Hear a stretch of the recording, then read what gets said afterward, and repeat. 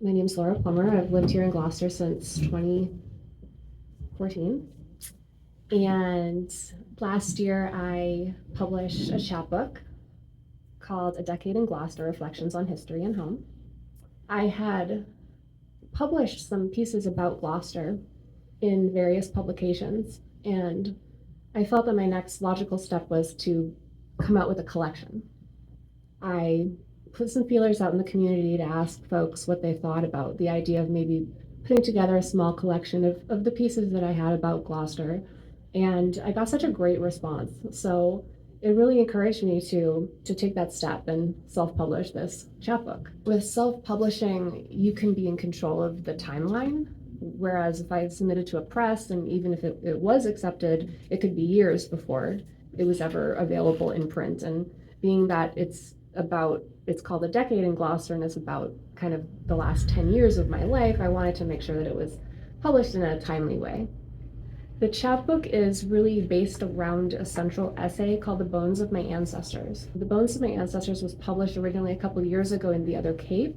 It was reprinted in the Gloucester 400 Stories project, and it talks about my journey of coming to Gloucester in 2014, not knowing anyone, and later learning my Finnish ancestors had settled here in the late 1800s. I realized that I actually had living family members still here in Gloucester, and I was able to make some family connections. I'm going to also bring in some other writing that I'm currently working on, which is Josephine's American Dream, a Finnish immigrant survival in Gloucester, Massachusetts from 1891 to 1928. It provides a lot of historical context for the events you'll hear about in the book. How many of you have actually read or acquired this book in any form? Okay, great. So I don't have to worry about boring you by reading things you've already read before.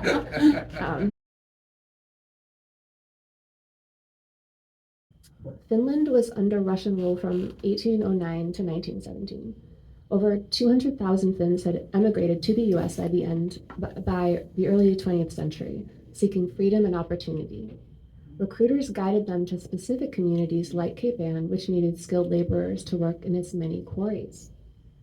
Matti Petkalkangas was born in 1859 in the village of Kuusa, Haapajärvi, Western Finland.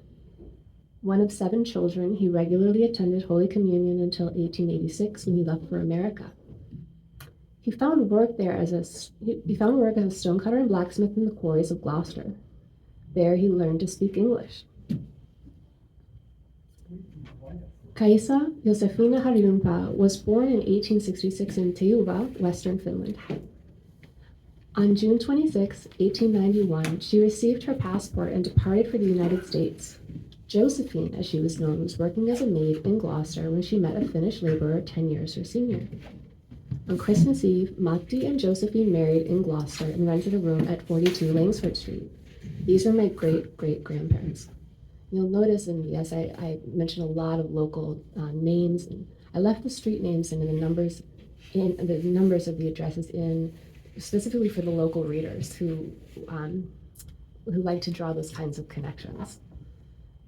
The family name was changed to Peterson as the children came. Josefina was born in 1895, Lovisa in 1897, and Matt Jr. in 1899, though infant cholera claimed the boy in 1900.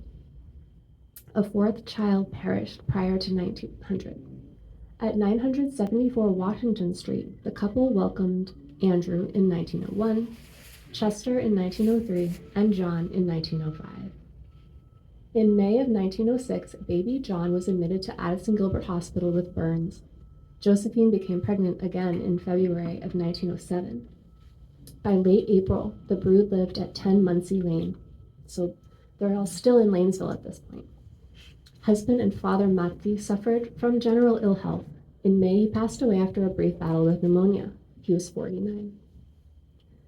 In June, while the family lived at 26 Willow Street, John died in the hospital just shy of his 2nd birthday. When Ludwig arrived in November, Josephine was a young widow with 5 hungry mouths to feed. To make ends meet, she began taking in Finnish boarders. The clan resided at 23 Arthur Street in 1909 In 1910, Josephine operated a boarding house at 391 Main Street. Josephina and Lovisa, then 14 and 13, were working as live-in servants for other Gloucester families. They would eventually leave the city and never return. Lovisa would marry at 16. By 1916, Chester lived 100 miles away in Marion. Chester was my great-grandfather, my mother's grandfather. Josephine moved Andrew and Ludwig to 39 Willow Street in 1917. That same year, Lovisa succumbed to a bacterial infection. She was 20. In 1918, Josephine stayed at 37.5 Sargent Street, though she would be back at the Willow Street address from 1919 to 1922. In 1922, the family returned to the Sargent Street house, where Josephine would remain until her death. By 1926, Andrew had relocated to Pennsylvania and married a Finnish girl with whom he emigrated to Finland. Ludwig was the sole child of Josephine who never left her side. Josephine Peterson had come to America seeking a more prosperous existence. While she did become self-employed, her life was mainly one of struggle, uncertainty, and heartbreak. On September 5, 1928, she passed away at 62, having buried her husband and half her children. After publishing that essay a couple years ago, I discovered so much more about this woman, Josephine, my great-great-grandmother. And what I learned about her, I learned from lots of different sources, but I think the most helpful source was my living ancestor, who was almost 90 at the time. Turns out she was my grandmother's first cousin. And she recently passed away, but she provided such a wealth of information that I would never have been able to glean from other sources, things that I couldn't have discovered in government documents, personal anecdotes, things regarding Josephine's personality. I'm going to read just a few excerpts from the essay, Josephine's American Dream. Her husband, Matti, may have actually been her boyfriend back home. Of course, I have to speculate on a lot of this stuff because there are no concrete records for a lot of the questions that I have. Of course, he could have been a bachelor that she had heard about from a friend who had already gone to America. You know, there's this eligible bachelor and he's an older fellow and he speaks English and he works in the quarries and, don't you want to come meet him kind of thing. Lanesville was home to some 1,000 people, most of them Finnish immigrants. And aside from the typical social gatherings, Lanesville Finns enjoyed picnics, athletic competitions, and Finnish language church services and plays. With access to traditional Finnish food, music, and dancing, Josephine would have felt right at home. Surrounded by her Finnish neighbors, she did not need to learn English. That was an important fact, that she had a community around her. It wasn't just her Finnish husband, it was the whole community, and she was able to raise her children, at least initially, in that community. There was a lot of built-in support there, and she obviously didn't even need to learn English because there was so many services in Finnish at the time. Of course, that would all change when he passed and she was forced to move downtown. So pneumonia was a killer in the days before antibiotics. In fact, it was the leading cause of death in the US the year that Matti, her husband, died. Quarry workers were particularly susceptible to the disease because of the fine dust particles inhaled on the job. The loss of their breadwinner would have devastated the family, which already lived hand to mouth. But mourning was a luxury of the wealthy. It was now up to Josephine to be the provider. Willow Street was 6 miles away from Lanesville, which doesn't sound like a lot to us, but back in the day when you're schlepping around in a horse and buggy, if you can afford it, and it's about a half-hour ride in a rented horse-drawn carriage. So if you live in Gloucester, like imagine how often you go to Linfield or something. For me anyway, it's not often. Half an hour sometimes seems like quite a far distance. And so the move, it would have marked a significant turning point in Josephine's life as she could no longer rely on the support of Lanesville's Finnish community. Henceforth, she would live in diverse neighborhoods with people of English, Portuguese, and Italian descent. Josephine would have relied heavily on her girls. They were about 10 and 12 at the time to help with cooking, cleaning, childcare. And this parentification was very typical of children, and especially girls in poor families. Josephine did not remarry, as far as I can find out. However, she developed a relationship with a man whom Ludwig would view as a father figure. It may have been a German man, as Ludwig was a German name, not a Finnish one. It also may have been Frank Kivi, a Finnish boarder around Josephine's age who lived with them around this time. Whoever it was, Josephine frequently reminded her last-born, "He's not your real father." Ford introduced his Model T in 1908, but motor vehicles would not become commonplace until the teens. This meant renting a horse-drawn carriage whenever the family needed to move house. And as you recall, she moved very frequently. And I was told by a historian that she most likely worked as a domestic outside of the home. And whenever she had enough money to upgrade their circumstances, she would kind of seize on that opportunity and get a little nicer apartment. And of course, she was renting out her beds at the time as well, so she was actively boarding people for money. If the move was a short distance, however, it is likely they walked, carrying their possessions on their backs. Despite their frequent change of address, two things remained constant in Josephine's household. First, her home was fastidiously organized. Second, random dogs and cats from the neighborhood frequently dozed in front of the kitchen stove. Josephine had a big heart for homeless animals, perhaps empathizing with their harsh existence. Even after living in downtown Gloucester for over a decade, Josephine still could not speak fluent English. This would impact all aspects of her life, from employment opportunities to social integration to access to services. She would have relied on her children to translate for her in nearly every situation. And we know this is very common of all immigrant families throughout history. Additionally, during World War I, immigrants who did not speak English were often viewed as unpatriotic. On April 4th, 1917, the U.S. joined World War I. Congress expanded the military draft, requiring all males ages 21 to 30 to enlist. Josephine's boys were too young to serve at that time. To conserve food for the troops abroad, the government urged households to limit the consumption of wheat, sugar, and meat. This may not have impacted Josephine's cooking if she followed the traditional Finnish diet of fish, cheese, eggs, rye crackers, and yogurt. However, nisua, which is a Finnish sweet bread made with sugar and wheat, would have been a wartime sacrifice. In December of 1917, Finland gained its independence when the Russian Empire was toppled by the Marxist Bolsheviks. The news would have renewed Josephine's pride in her national identity. In February 1918, the Spanish flu pandemic swept Cape Ann, killing over 250 people in 7 months. This would have been a time of great fear for Josephine as she worried about her family's safety, much like we all worried for our families during the COVID-19 pandemic. After all, she and her children lived in tight living quarters with strangers, which would have allowed a virus to spread quickly.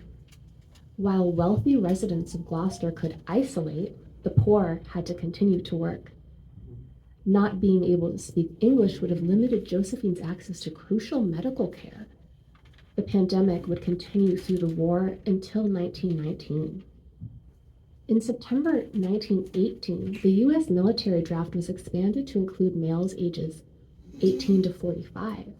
Andrew had just turned 18 and was working as an edge trimmer in a Gloucester shoe factory when he registered for the draft in September. Luckily, he was never called to serve, as Germany signed an agreement with the Allied forces just 2 months later, ending the war. So that's quite lucky for him. And as we know, he then married a Finnish woman and ended up leaving the country with her.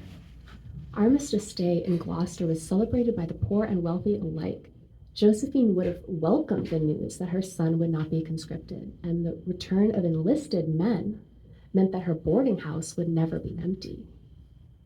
In 1927, Charles Lindbergh flew an airplane nonstop from New York to Paris in just over 33 hours, igniting American interest in air travel. This news would have astonished Josephine, who had spent up to 2 weeks in the belly of a crowded ship, enduring seasickness, poor food, and cramped conditions. She may have wondered how her journey to America might have been different if air travel had been available at the time. If she had aspirations to return to Finland one day, perhaps to visit family, the potential of air travel would have intrigued her. Of course, she might also have dismissed the idea as just another luxury of the upper class.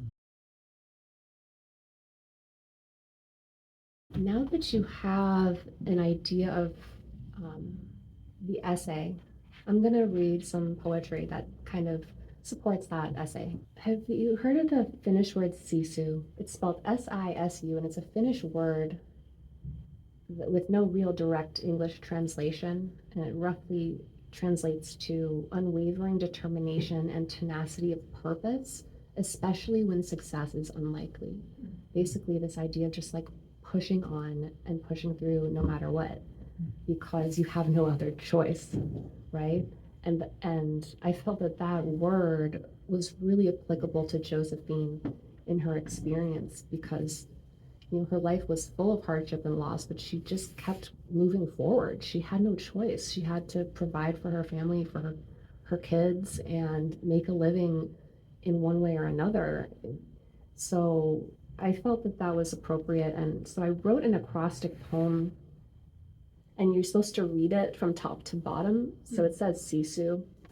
It goes, simply persisting in the face of overwhelming odds, summoning our inner strength and persevering until death itself stops us. I also wrote a poem kind of imagining the love life between my great grandparents. Of course, there's no real facts to support that any of this really happened, but it's what I kind of, my romantic view of immigrant life and what I think might have happened. It's called Joe and Matty. They bravely crossed the ocean, escaping Russian rule. An older blacksmith, Matti, and Joe, a lovesick fool. They married Christmas Eve and lived on Langsford Street. Young Matti worked the quarries, so both of them could eat. He quickly learned the language and taught some to his bride. She'd greet him, welcome home. His heart would swell with pride. Her Vili was perfection. Her Nisua was sweet. And when they danced the polska, he'd sweep her off her feet. A master of the stone, he worked the whole week through. Joe scrubbed his dusty trousers and packed his lunches too. They were not long alone, for soon the children came, a tribe of sons and daughters to bear the family name. When Matti started coughing, Joe looked at him and sighed. You ought to see a doctor. No money, he replied. In 1907, they lived on Munsey Lane. His cough became persistent, combined with chills and pain. One morning in the springtime, Joe woke to find him cold. He'd left his body in the night at 49 years old. The pregnant widow crumbled. The babies toddled round. Joe laid her head upon his heart, but didn't hear a sound. So those are a couple poems that kind of support my ancestors' story. But another thread in the chapbook is my own experience here, arriving and kind of really growing into myself in a lot of ways.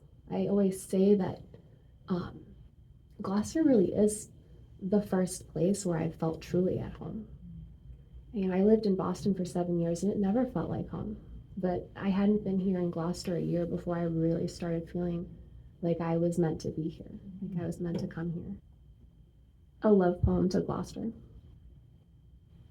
I came with just a suitcase. I never thought I'd stay. This town was just a detour, a pit stop on my way. Out west to California, where all free spirits go. To be sun-kissed and mellow, to hell with cold and snow. I couldn't have foreseen what lay in store for me. And many winters later, I'm blooming by the sea. Very nice. For Gloucester sank her hooks so firmly in my heart. It wasn't long before we couldn't be apart. She wooed me with her stories, a gripping history, her warm, inviting people, a vibrant tapestry. The glory of her nature is famous far and wide. I wander in her woodlands and on her beaches stride. And rising in the morning to hear Our Lady's song, I sometimes get the feeling I've been here all along. I always love returning when life calls me to roam. And though I wasn't born here, I now call Gloucester home. Very nice. Yes. Very nice. Thanks so much. Short of reading the whole thing to you, because it is a very short book. My dad said it's more like a pamphlet. Thanks.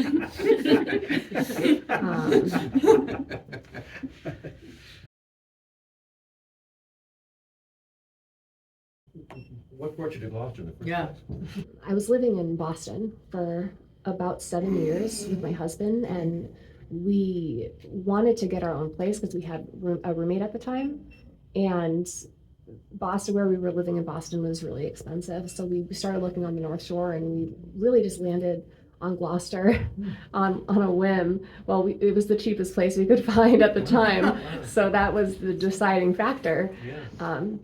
So yeah, it kind of feels like fate almost. You trace back your ancestry matrilineally? My ancestor, who I knew was Finnish, was my mother's grandfather. He was where I started with my research. I see. What really happened was when I came here, I learned about the Finnish culture here. That was my first inspiration because I knew that I was Finnish. And I thought, well, there's this thriving Finnish community here that's so interesting. And that's what made me kind of start to do some research. So I started with my great grandfather. And as I was researching his life, I realized he was born here. And that's what kind of set off the whole aha moment. You said that they went to Mass in Finland. Were they Catholics? He regularly attended Holy Communion Okay. until 1886. So what was their faith? Well, I'd have to look into that, but my understanding is that most of the Finns were Lutheran. Okay. Yep. Okay. What were her birth and death dates again? From the documentation that I can find, she was born in 1866. She died in 1928. Except that her birth date changes on different documents depending on what documents you find, and that's always interesting too, because it always begs the question of which one is accurate, and why would she be lying about her age, or maybe she wasn't the one who was even filling out these documents, considering that she didn't speak English, like the census, for example. It was likely someone else in the family, one of her children, filling out the documents. An indication of why one of her sons moved back to Finland? Well, at that point, Finland was essentially independent for the first time, but then it descended quickly into a civil war, and it was essentially the communists versus the capitalists. And there was this kind of dream that the communists would take over and there would be a socialist Finland, but actually the capitalists won. And so it actually divided the Finns living in the United States, bizarrely enough. They were really energized by this idea of an independent Finland, but at the same time, there were divisions within the Finnish community, whether they were loyal to the communists or the capitalists. And it's just an interesting dichotomy there. So it really depends on which side of the divide maybe he fell and how he was aligned politically, perhaps. It might have influenced his decision to go back. Have you walked around some of the old quarries and got inspiration that way? Because that's where a lot of the Finns worked, in the old quarries. Yeah, so another interesting tidbit you'll find if you read the book is that my living ancestor, so this would have been Ludwig's daughter, she was my last living relative of her generation. And she was born in a quarry house in Lanesville because Ludwig followed in his father's footsteps, even though he never knew him. He became a quarryman himself. And after his mother passed, after Josephine passed, he purchased a little shack. It was no electricity, no running water, on the edge of a quarry in Lanesville. And that's where the children were born. That's where Louise was born. And incredibly, the house is still in the family today. Wow. So 100 some years later, 90 years later. Wow. It's been passed down through the generations, and it's still there, still standing. Even the original structure, it's been expanded upon over the years with lots of additions, but the original shack where Louise was born is still there on pillars of stacked stone overlooking the quarry. So in part of my research, I did go back there, and I did go and connect with family that still lives there, and they told me a lot of stories. Louise, in particular, which you'll read, she talked about growing up on the quarry and how that influenced her life as a young person, and all the sports, just swimming all the time, ice skating on the pond, on the quarry in winter, and just living that rustic life, and how important that was for her. So it was important for me to go there and see that for myself. Do you write every day, or how does it go? I go through seasons, I would say. I don't have a practice. I go through seasons where I'm just very creative and very productive, and I kind of seize on that, and I just pound out as much content as I can while the mood is when it strikes. And then I have seasons where I just reflect and just lay back, and I'm in one of those right now where it's just like very much about reflecting and kind of reclining on my successes so far and trying to imagine where I want this to eventually go, where I want it to take me. I always have at least a few projects kind of in the works. I've been turning my poems into video poems for a little while now, and that's a huge passion of mine. I got a small grant from the Essex County Creative Foundation to produce a video poem of a love poem to Gloucester, the one that I just read. It features a lot of great footage from around Gloucester, and I was able to collaborate with a local guitarist who provides the instrumental track, and then I'm reciting the vocal track on top of that, and it's a really exciting project. I can't wait to share that with everyone. How do you know it's time to write something down? You've got a lot of stuff going on in your head, as we all do. But at some point you must say, well, this is grist for the mill here. I mean, this is something worth recording. So I have a document in Google Docs that's just called Things to Write. So if I have a little flash of insight into something, it could be anything, I'll write it down just as almost like a bullet point. And then if I'm ever looking for something to write, I'll go back to that list and pick something. Oh yeah, that was an interesting idea. Maybe I'll come back to that. Are you part of the Writers Center, and do you find that to be a resource, or is that more for people involved in novels, perhaps? Is it a resource for a poet? Oh yeah, absolutely. Oh, good, Yeah, the Writer's Center is a great resource for writers of all genres. great. And they were very supportive of me as I was just starting out. Oh, good. Years ago, as I was just kind of finding my footing and finding my voice as a writer and attending their open mics and becoming comfortable speaking because I was terrified. And so I definitely felt very supported by them. And they have a lot of great resources. They have workshops and they have writers groups and events, speaker series. They have all kinds of things. So I even talked about that a little in the preface where I mentioned them and I mentioned them in the acknowledgments as well. Oh, good. So the book is currently available in English as a paperback, ebook, and audiobook. And they're all $4.99. And it's also available in Spanish. When's the as finish a paperback. edition coming? Well, yeah, that's a good question. I would love to have it translated into Finnish. So I was actually trying to secure some funding for that specifically. That would be really interesting. I did notice that a couple people in Finland did purchase it, so that's nice. Exciting and inspiring. Yeah. Well, I'm going to pass out some business cards if you'd like them. Stick around. Thank you very much. Oh, thank you.